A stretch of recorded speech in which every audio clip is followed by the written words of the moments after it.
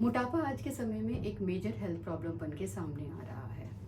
Fifth national family health survey के अनुसार हर 4 में से एक इंडियन या तो ओबीज है या ओवरवेट है। इससे कोई एज अछूती नहीं है, बच्चे, जवान, बूढ़े सभी में देखा जा रहा है। इनफैक्ट कोई रीजनल बाउंड्रीज भी नहीं है।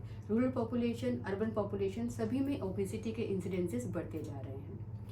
ओबेसिटी एक अपीयरेंस को लेके प्रॉब्लम नहीं है। एक्चुअली ये एक क्रॉनिक डिजीज है जो कि कई और प्रकार की बीमारियां, कई और डिजीजेस के लिए एक परमिट कार्ड या एक इनविटेशन कार्ड है।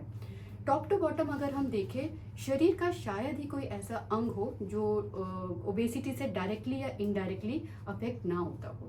अगर हम स्टार्ट करें ब्रेन से, ये obesity stroke, Alzheimer, anxiety, depression, low esteem जैसे कंडीशंस के लिए के चांसेस को इंक्रीज करती है।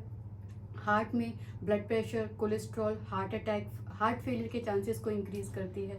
अगर हम लंग में देखें तो ऑब्स्ट्रक्टिव स्लीप एपनिया के चांसेस को इंक्रीज करती है, जो कि अपने में खुद एक मेडिकल कंडीशन है और हार्ट अटैक और स्ट्रोक के चांसेस को बढ़ाता है। अगर हम और नीचे आए, लिवर में फैट हो सकता है जिसकी वजह से उसके सेल्स डैमेज हो सकते हैं और स्टेटोहेपेटाइटिस हो सकता है। गॉल ब्लैडर आगे जाके ये फाइब्रोसिस पे भी कन्वर्ट हो सकता है, लिवर फेलियर भी हो सकता है।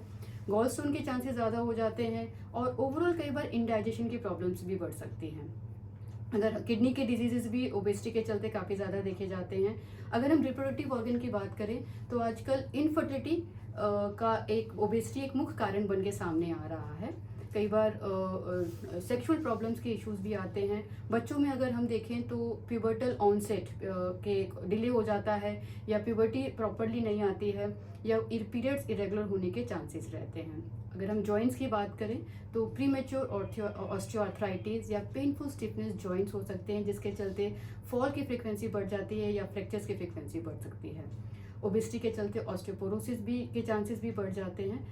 ओबेसिटी के चलते एक प्रकार का इन्फ्लेमेशन होता है, जिससे कई प्रकार के हार्मोनल इम्बैलेंसेस होते हैं। पेनक्रियास जो कि इंसुलिन बनाता है, तो इंसुलिन रेजिस्टेंस हो सकता है, जिसके अपने ही कई मैनिफेस्टेशंस होते हैं, या ये डायबिटीज़, फ्रैंक डायबिटीज़ भी सामने आ सकती है।